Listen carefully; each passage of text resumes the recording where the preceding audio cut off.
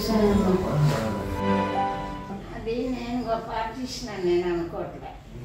నాన్నగారు గొప్ప రైటర్ కనుక ఆయన రచన సజీవంగా నిలిచింది అని నేను అనుకుంటాను. అంత గొప్ప డైలాగ్ రాశారు. ఆ మాట చెప్పండి. ఇప్పుడు అండర్స్టాండ్లో అంటే డైలాగ్ గోలీ మాట. నాన్నగారు అంత పేరు తెచ్చుకోవాలి బాగుండాలి కానీ